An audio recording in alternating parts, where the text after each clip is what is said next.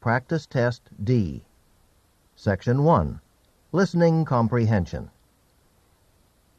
In this section of the test, you will have an opportunity to demonstrate your ability to understand conversations and talks in English. There are 3 parts to this section, with special directions for each part. Answer all the questions on the basis of what is stated or implied by the speakers in this test. When you take the actual TOEFL test, you will not be allowed to take notes or write in your test book. Try to work on Practice Test D in the same way. Part A. Directions. In Part A, you will hear short conversations between 2 people. After each conversation, you will hear a question about the conversation. The conversations and questions will not be repeated. After you hear a question, read the 4 possible answers in your book and choose the best answer. Then, on your answer sheet, find the number of the question and fill in the space that corresponds to the letter of the answer you have chosen. Here is an example. On the recording, you hear, "I don't like this painting very much." Neither do I. "What does the man mean?" In your book, you read, A. He doesn't like the painting either. B. He doesn't know how to paint. C. He doesn't have any paintings. D. He doesn't know what to do. You learn from the conversation that neither the man nor the woman likes the painting.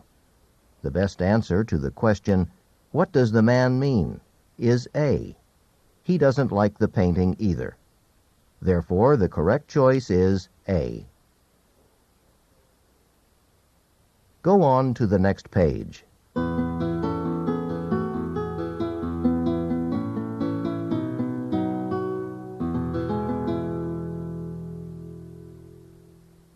Now we will begin Part A with the first conversation. Number 1. You know, the noise in my dorm has really gotten out of control. My roommate and I can rarely get to sleep before midnight. Why don't you take the problem up with the dorm supervisor? What does the man suggest the woman do?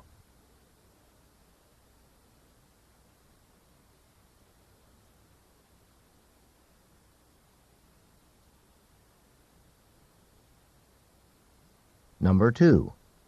That's a nice computer you have. Now all I have to do is figure out how to use it. What does the man imply?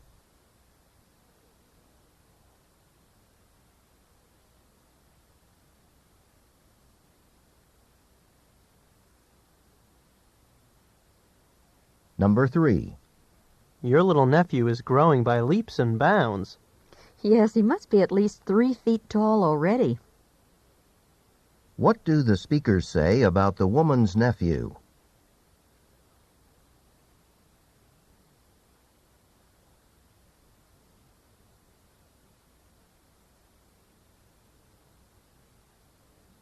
Number 4. Deborah says she's going to stay up all night studying for her exam tomorrow morning. Wouldn't she be better off getting a good night's sleep so she'll feel fresh in the morning? What does the man imply?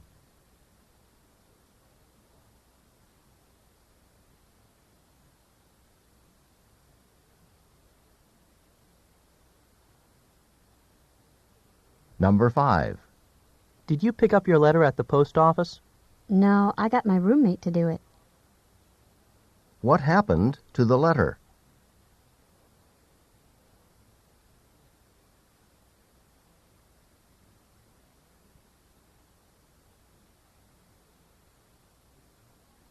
Number 6. Have you asked your brother to do the dishes? Thousands of times. What does the man mean?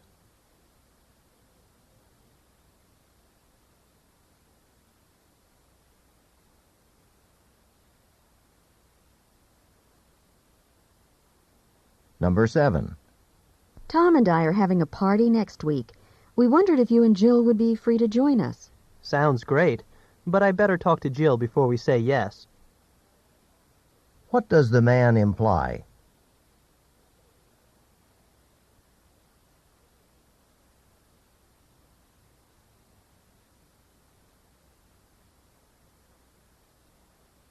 Number 8. Hi, I see you're walking. Where's your bicycle today? Oh, I bent the wheel yesterday, so I had to take it to the shop. What does the woman mean?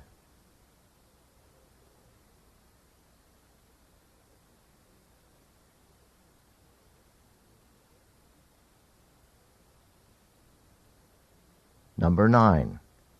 Joe took a taxi home alone 10 minutes ago. I wonder why he didn't wait for me to go with him. What does the woman mean?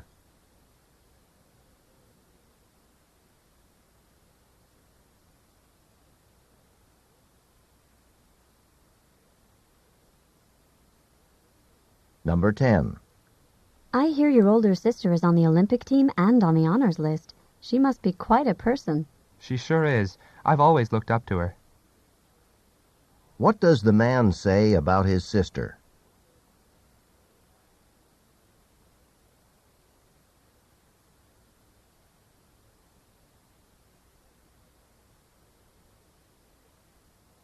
Number 11. What a morning. My train usually takes 45 minutes, but today it took me over an hour to get to campus. I saw signs in the station that construction would be going on for the next 3 months. What can be inferred from the conversation?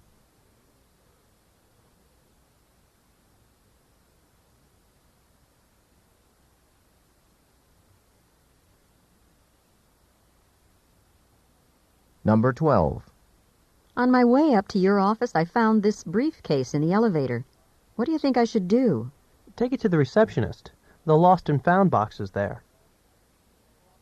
What does the man suggest the woman do?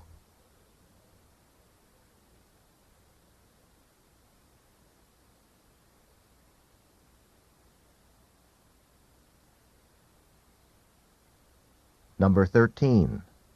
Could you please tell me where I can find a CD by the Beatles? Sure, it would be over there with all the CDs in pop rock. They're arranged alphabetically by group. In what kind of store does this conversation take place?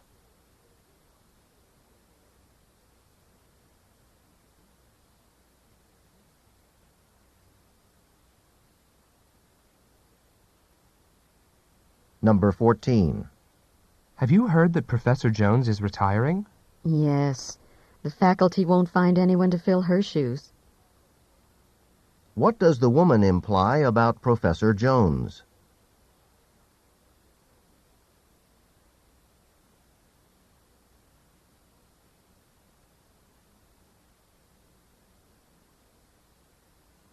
Number 15.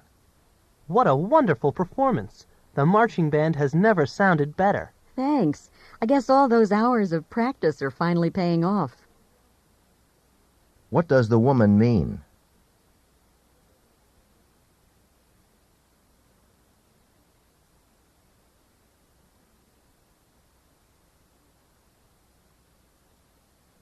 Number 16. What's Laura doing here today? I thought she was supposed to be out of the office on Mondays.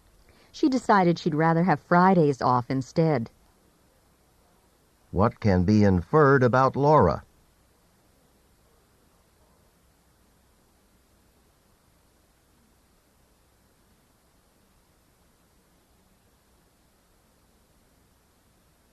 Number 17. I've got a coupon for half-off dinner at that new restaurant down the street. I think I'll use it when my cousin comes for a visit this weekend. Where did you get it? I wouldn't mind trying that place out, too. What does the man want to know?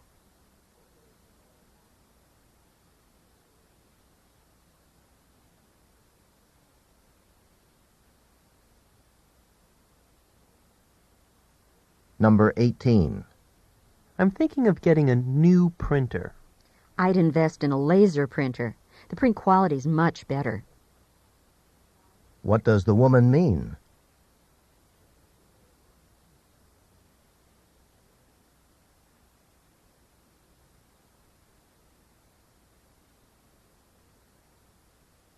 Number 19. We've got a whole hour before the Browns come by to pick us up.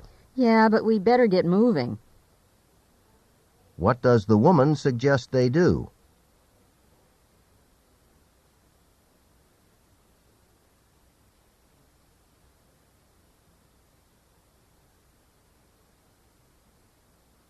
Number 20. Do you still want to go to graduate school after you get out of college? I've changed my mind about that. I want to start working before I go back to school. What does the woman mean?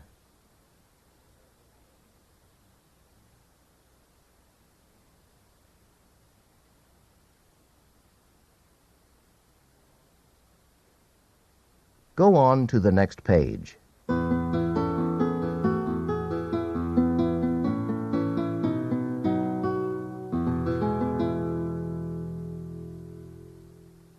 Number 21. I just heard there are going to be showers on and off all weekend. There goes the picnic. What does the man mean?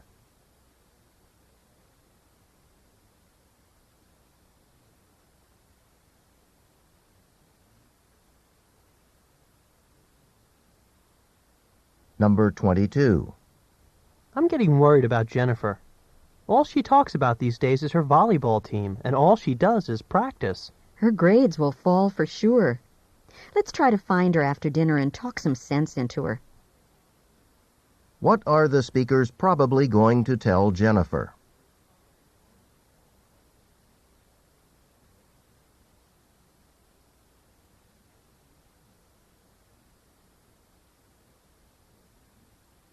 Number 23. I'm not sure that Mike will be able to find an apartment before school starts, even though he's been looking for weeks. Frankly, I think the odds are against him at this point. What does the man mean?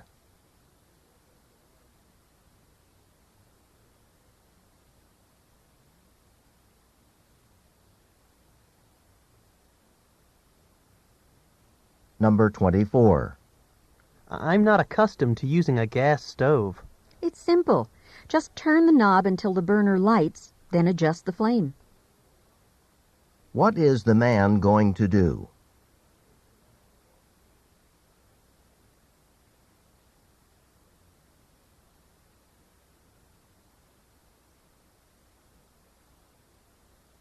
Number 25. I must admit that since I started exercising, I've been feeling less tired. What did I tell you? What does the man mean?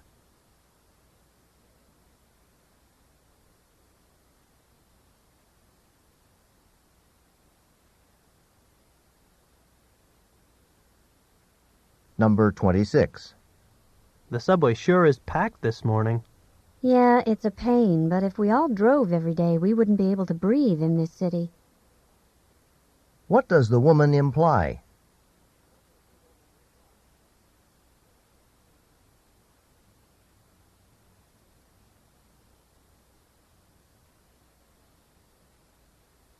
Number 27. This room is freezing. You can say that again. What does the woman mean?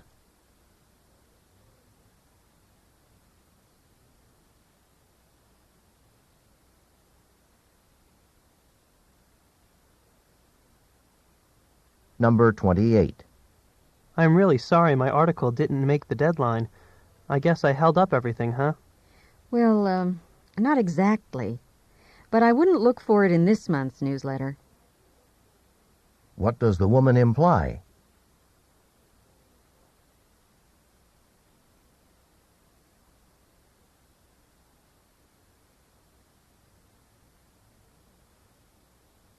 Number 29. If you could, would you trade places with your sister? Yeah, she's got it made. What does the woman mean?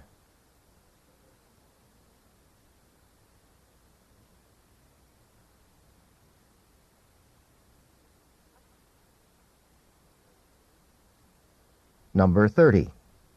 Don't you want to have dinner before you go to your evening class?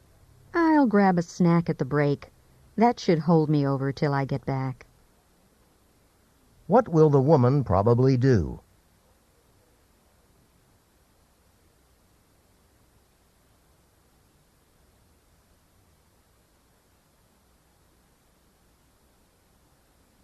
This is the end of Part A. Go on to the next page.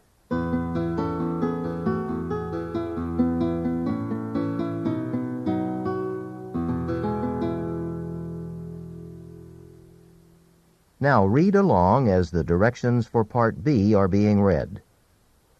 Part B. Directions. In this part of the test, you will hear longer conversations. After each conversation, you will hear several questions. The conversations and questions will not be repeated. After you hear a question, read the 4 possible answers in your book and choose the best answer. Then, on your answer sheet, find the number of the question and fill in the space that corresponds to the letter of the answer you have chosen. Remember, you should not take notes or write on your test pages. Go on to the next page.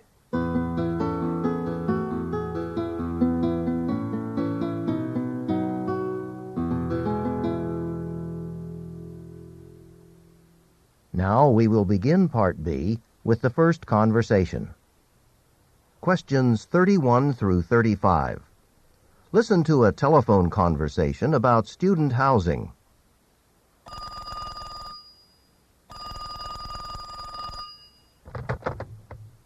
Good morning, Housing Office. How can I help you? Hi, I'm calling about the new subsidized low-cost housing for graduate students. Are you aware that it's only available to married graduate students and their families? Yes, I think my wife and I may qualify, since she's still in graduate school. But I was wondering whether there were any other requirements.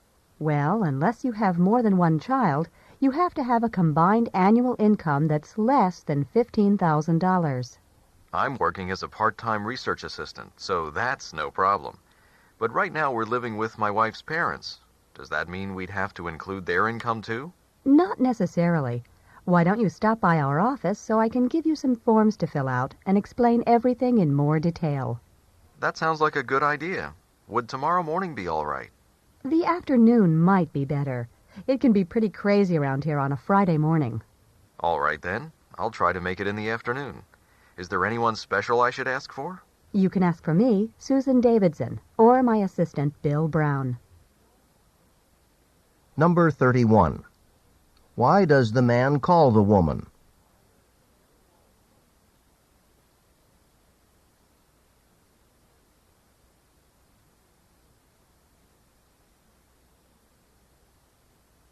Number 32. Where does the man live?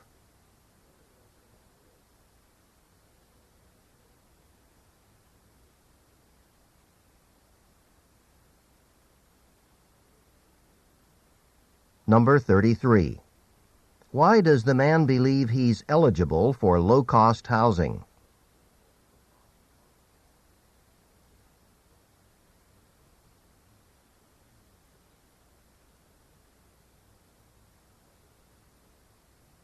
Number 34.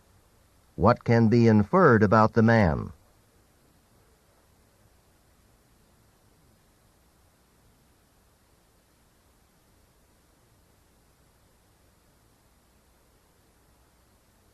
Number 35. Why does the woman suggest that the man visit her office in the afternoon?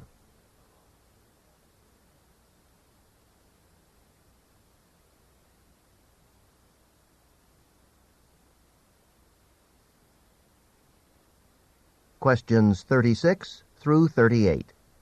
Listen to a discussion about the Ice Age. Hey, Jane. What's so interesting? What? Oh, hi, Tom. I'm reading this fascinating article on the societies of the Ice Age during the Pleistocene period. The Ice Age? There weren't any societies then. Just a bunch of cave people. That's what people used to think, but a new exhibit at the American Museum of Natural History shows that Ice Age people were surprisingly advanced. Oh, really? In what ways? Well, Ice Age people were the inventors of language, art, and music as we know it. And they didn't live in caves. They built their own shelters. What did they use to build them? The cold weather would have killed off most of the trees, so they couldn't have used wood. In some of the warmer climates, they did build houses of wood. In other places, they used animal bones and skins or lived in natural stone shelters. How did they stay warm?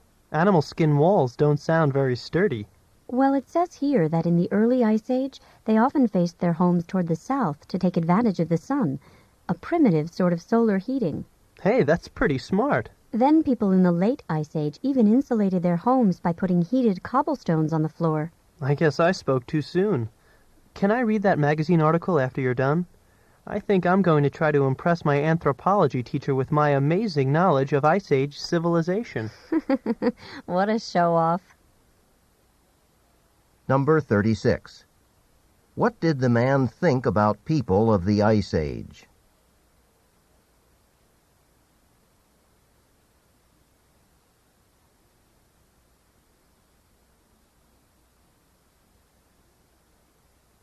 Number 37. How did people in the early Ice Age keep warm?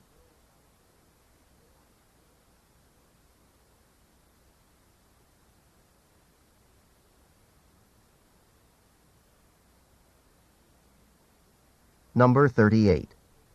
What does the man want the woman to do?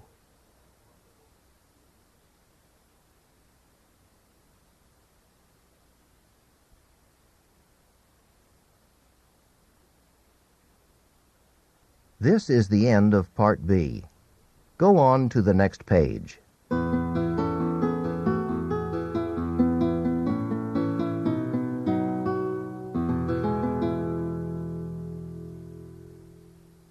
Now read along as the directions for Part C are being read. Part C. Directions. In this part of the test, you will hear several short talks. After each talk, you will hear some questions. The talks and the questions will not be repeated. After you hear a question, read the 4 possible answers in your book and choose the best answer. Then, on your answer sheet, find the number of the question and fill in the space that corresponds to the letter of the answer you have chosen. Here is an example. On the recording, you hear, "Listen to an instructor talk to his class about a television program." I'd like to tell you about an interesting TV program that'll be shown this coming Thursday. It'll be on from 9 to 10 p.m. on Channel 4. It's part of a series called Mysteries of Human Biology. The subject of the program is the human brain, how it functions and how it can malfunction. Topics that will be covered are dreams, memory, and depression. These topics are illustrated with outstanding computer animation that makes the explanations easy to follow. Make an effort to see this show. Since we've been studying the nervous system in class, I know you'll find it very helpful. Now listen to a sample question. What is the main purpose of the program? In your book, you read, A. To demonstrate the latest use of computer graphics. B. To discuss the possibility of an economic depression. C. To explain the workings of the brain. D. To dramatize a famous mystery story. The best answer to the question, "What is the main purpose of the program?" is C. To explain the workings of the brain. Therefore, the correct choice is C. Now listen to another sample question. Why does the speaker recommend watching the program? In your book, you read, A. It is required of all science majors. B. It will never be shown again. C. It can help viewers improve their memory skills. D. It will help with coursework. The best answer to the question, "Why does the speaker recommend watching the program?" is D. It will help with coursework. Therefore, the correct choice is D. Remember, you should not take notes or write on your test pages. Go on to the next page.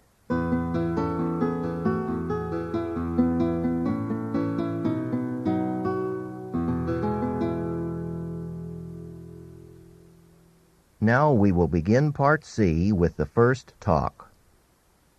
Questions 39 through 43. Listen as a guide describes the ancient art of thatching a roof.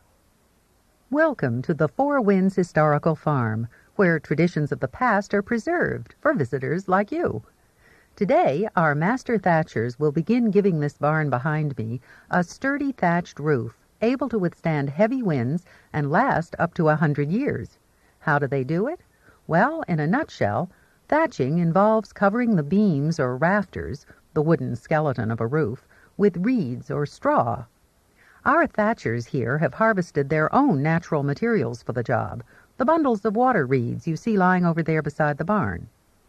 Thatching is certainly uncommon in the United States today. I guess that's why so many of you have come to see this demonstration. But it wasn't always that way. In the 17th century, the colonists here thatched their roofs with reeds and straw, just as they had done in England. After a while, though, they began to replace the thatch with wooden shingles because wood was so plentiful, and eventually other roofing materials like stone, slate, and clay tiles came into use. It's a real shame that most people today don't realize how strong and long-lasting a thatched roof is. In Ireland, where thatching is still practiced, the roofs can survive winds of up to 110 miles per hour. That's because straw and reeds are so flexible. They bend but don't break in the wind like other materials can. Another advantage is that the roofs keep the house cool in the summer and warm in the winter. And then, of course, there's the roof's longevity. The average is 60 years, but they can last up to 100.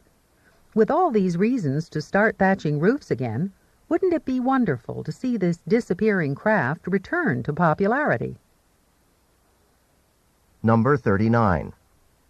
What is about to be demonstrated?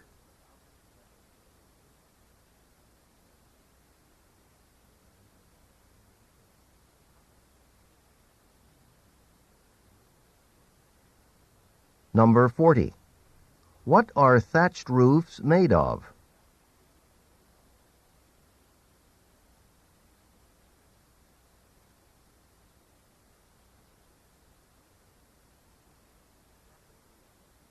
Number 41.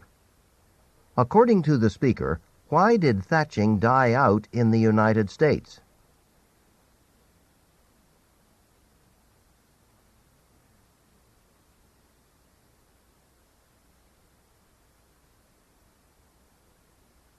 Number 42. According to the speaker, why does thatch survive strong winds?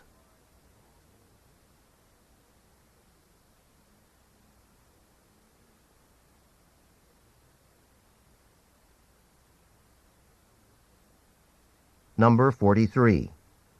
According to the speaker, how might thatching become popular again?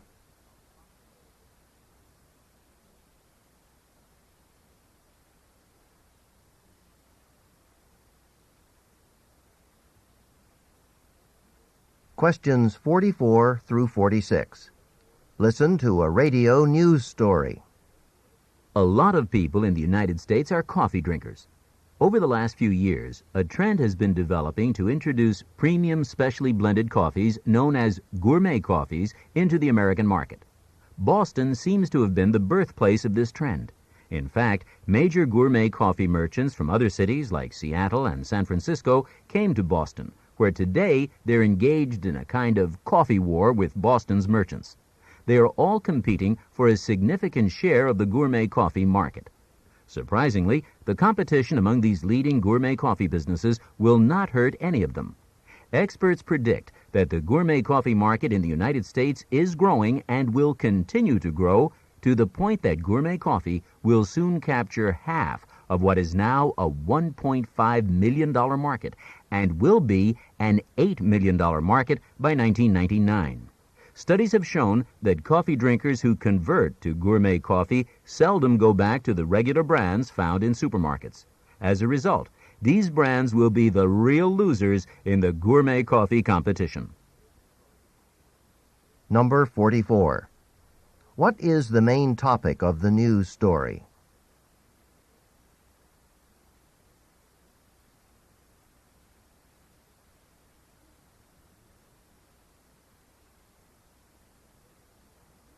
Number 45. What probably leads people to choose gourmet coffees over regular brands?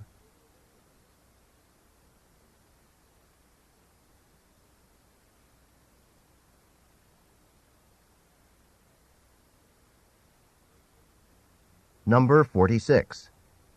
What will probably happen in the future to stores that sell only regular brands of coffee?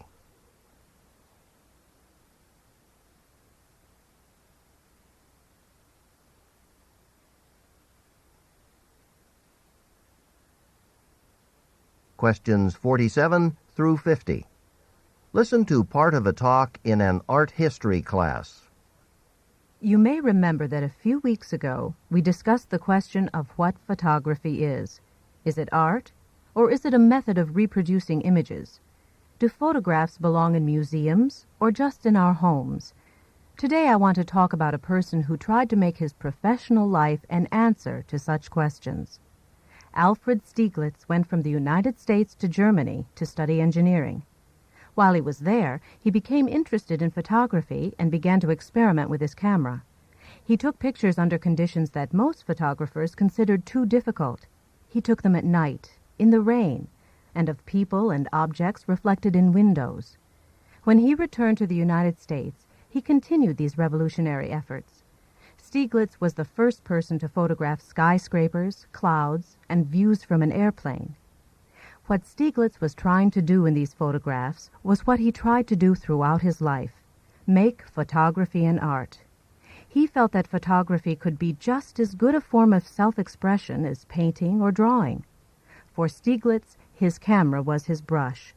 While many photographers of the late 1800s and early 1900s thought of their work as a reproduction of identical images, Stieglitz saw his as a creative art form. He understood the power of the camera to capture the moment. In fact, he never retouched his prints or made copies of them.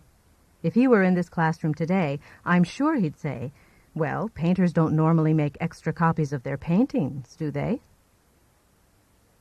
Number 47. What is the professor mainly discussing?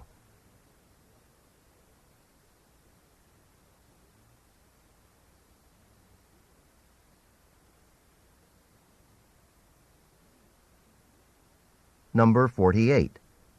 What question had the professor raised in a previous class?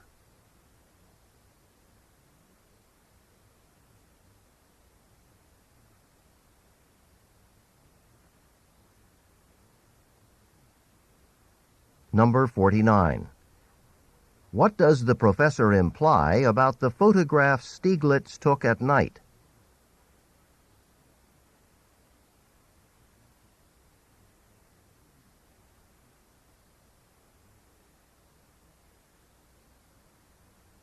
Number 50. Why did Stieglitz choose not to make copies of his photographs?